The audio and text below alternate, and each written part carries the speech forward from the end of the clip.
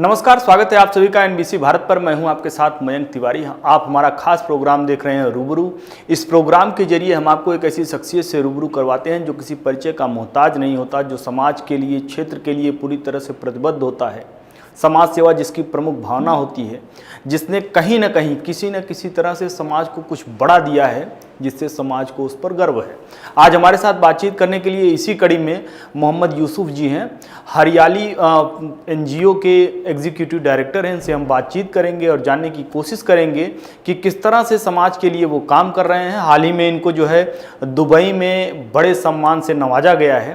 Sir, आपका बहुत बहुत स्वागत है एनबीसी भारत पर। शुक्रिया सर, आपसे जानना चाहेंगे कि आपने किस तरह से जो है आपका वो शुरुआती दौर कहाँ से होता है जब आपके दिमाग में ये सब सारी चीज़ें आती है कि हमको समाज के लिए कुछ बेहतर करना चाहिए, जिससे समाज को कुछ बेहतर मिल सके। मेरा नाम मोहम्मद यूसुफ है। मैं एग्जीक्यूटिव डायरेक्टर हूँ हरियाली सेंटर फॉर रूरल डेवलपमेंट का। बहुत पहले मैं एक ईडीए करके ऑर्गेनाइजेशन थी, उसमें मैं काम करता था। तो हम लोग एनजीओज़ को मैनेजमेंट सपोर्ट करते थे। वहीं से मेरे आइडिया आया कि हम लोग अपना एक एनजीओ बनाते हैं और लोगों की सेवा करते हैं। उसके साथ साथ हमारा मेन फोकस था कि हम लोग रूरल एरियाज़ में ख़ास तौर से जो गरीब लोग हैं, जो हमारे गांव हैं, उनके डेवलपमेंट के लिए एक्शन प्रोजेक्ट चलाएंगे। तो एक्शन प्रोजेक्ट तो बहुत ज़्यादा नहीं चल पाए, लेकिन हमारा मेन फोकस हो गया रिसर्च, इवैल्यूएशन और मॉनिटरिंग। तो हम लोग आजकल जो है मेनली रिसर्च करते हैं, रिसर्च स्टडीज़ करते हैं, बेसलाइन सर्वे करते हैं, इवैल्यूएशन करते हैं, मॉनिटरिंग करते हैं। तो गवर्नमेंट ऑफ इंडिया की बहुत सारी मिनिस्ट्रीज़ हैं जिसके लिए हम लोगों ने ये प्रोजेक्ट्स किए हैं, और जो बहुत अहम प्रोजेक्ट्स हैं जो गवर्नमेंट के, उसका भी हमने इवैल्यूएशन किया है, रिसर्च स्टडीज़ की हैं। हम लोगों ने नीति आयोग के साथ काम किया, ministry of women and child के लिए, मिनिस्ट्री ऑफ हेल्थ के लिए, साइंस एंड टेक्नोलॉजी के लिए, नेशनल कमीशन फॉर वुमेन के लिए। इस सारे बहुत सारी ऑर्गेनाइजेशंस हैं, मिनिस्ट्रीज़, के लिए हम काम कर चुके हैं। इसके अलावा इंटरनेशनल ऑर्गेनाइजेशन में जैसे यूएनडीपी के लिए हम लोगों ने काम किया, और सेव द चिल्ड्रन के लिए आजकल भी हम लोग कुछ प्रोजेक्ट्स कर रहे हैं। इस तरह का काम है। लेकिन इसके अलावा, रिसर्च के अलावा, हम एक्शन प्रोजेक्ट भी कर रहे हैं। तो आजकल एक बहुत अहम प्रोजेक्ट है Yamuna action plan third. Yamuna action plan third का मतलब ये है कि हमारी यमुना में जो गंदगी वगैरह है उसको साफ़ करने के लिए लोगों में जागरूकता पैदा की जाए। अभी हाल में हमने एक बहुत इम्पॉर्टेंट एक प्रोजेक्ट किया था, एक कॉन्फ्रेंस की थी वो था सेव वाटर सेव लाइफ। ये सेव वाटर सेव लाइफ एक इतना इम्पॉर्टेंट सब्जेक्ट है। तो मैंने अभी तक इस इशू पर कहीं कॉन्फ्रेंस अटेंड नहीं की, लेकिन मेरे जहन में आया कि यार बड़ा अहम मुद्दा है ये, कि हम इसको हाईलाइट करें। आपने देखा होगा घरों में अक्सर जैसे एक गिलास पानी लिया, आधा पिया आधा छोड़ दिया। बहुत सारे घरों में ऐसा होता है। अब वो आधा पानी अगर हमारी 140 करोड़ की जो पॉपुलेशन है पूरे हिंदुस्तान की, अगर कुछ लोग भी 10%, 20% भी अगर ऐसा कर रहे हैं और ऐसा वो नहीं करें तो कितना पानी सेव हो। कल हम लोग मिनिस्ट्री ऑफ रूरल डेवलपमेंट के नेशनल लेवल मॉनिटर भी हैं। कोरोना पीरियड में भी हम लोगों ने बहुत काम किया। एक तो होता है कहीं से पैसे मिलकर काम करते हैं, एक हम लोग अपने पैसे से या सेल्फ उससे भी काम करते हैं।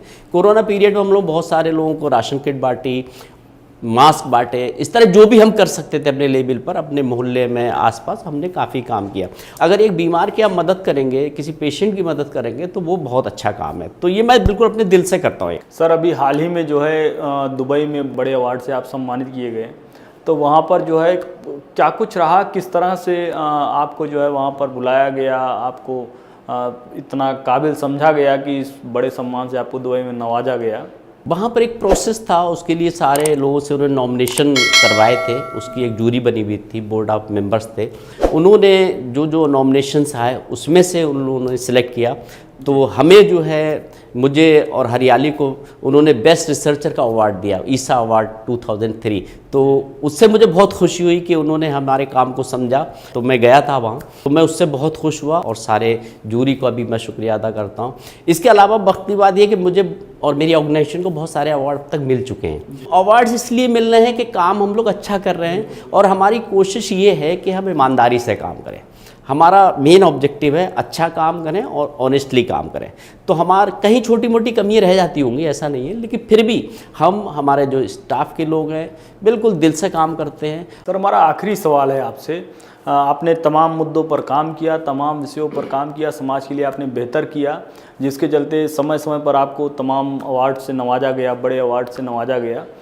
अब आप क्या कुछ सोच कर चले हैं कि हमें क्या कुछ करना है समाज के लिए बेहतर, क्योंकि अभी भी आप लगातार जो है आप समाज के लिए काम कर रहे हैं, कौन से ऐसे मुद्दे हैं जिनको आप उठाना चाहेंगे, कौन से वो विषय हैं जिस पर आप काम करना चाहेंगे, ये हम जानना चाहेंगे। तो क्या कुछ मतलब आगे के लिए प्लानिंग बना के चल रहे हैं? जो डेवलपमेंट सेक्टर में एक तो वेस्ट मैनेजमेंट मैं समझता हूँ बहुत इम्पोर्टेंट है, तो उसके लिए अभी बहुत जागरूकता की ज़रूरत है, और एक सफाई भी बहुत ज़रूरत है हमारे लिए। तो ये तो हमारे अर्बन एरियाज़ में इसकी ज़्यादा ज़रूरत है, लेकिन जो गांव है ना उसमें अभी बहुत प्रॉब्लम्स हैं। तो गांव में सबसे ज़्यादा इम्पॉर्टेंट कोई सेक्टर मुझे लगता है वो एग्रीकल्चर। मेरा भी बैकग्राउंड एग्रीकल्चर से ही है, मेरा भी फार्मिंग है, उसे टेक्निकल सपोर्ट की ज़रूरत है। तो इसलिए हम ये चाह रहे हैं कि अब हम लोग गाँव में ख़ास तौर से एग्रीकल्चर में ज़्यादा काम करें। और दूसरा एक सोलर एनर्जी, ये भी एक ऐसा मुद्दा है ना, सोलर एनर्जी से बहुत फ़ायदे हो रहे हैं। तो अपने ख़ासतौर दिल्ली में, और ये पोल्यूशन बहुत बड़ा एक मुद्दा है, क्योंकि जब ख़ास तौर से अक्टूबर नवंबर का जब वक्त आता है ना तो बहुत पोल्यूशन हो जाता है। इस पर भी हमें काम करने की ज़रूरत है। एनबीसी भारत को सर अपना कीमती समय देने के लिए आपका बहुत बहुत आभार। मयंक तिवारी जी, मैं आपका बहुत बहुत शुक्रिया अदा करता हूं, और एनबीसी भारत का भी बहुत शुक्रिया अदा करता हूं। तो ये थे हमारे साथ मोहम्मद यूसुफ जी, जो समाज के लिए बहुत बेहतर काम कर रहे हैं, जिसके चलते इनको समय समय पर कई अवार्ड से नवाजा गया। अपने एनजीओ के जरिए, हरियाली एनजीओ के जरिए इन्होंने समाज के लिए वो सब कुछ किया जिसकी ज़रूरत कहीं न कहीं प्रत्यक्ष या परोक्ष रूप से समाज को होती है। ग्रामीण क्षेत्रों की अगर बात की जाए तो ग्रामीण क्षेत्रों में जो मूलभूत समस्याएं हैं उस पर इन्होंने लग के काम किया। साथ ही साथ में नगरीय क्षेत्रों में सफाई पर विशेष फोकस कर रहे हैं ये, और लगातार जो है इसी क्रम में काम करते जा रहे हैं।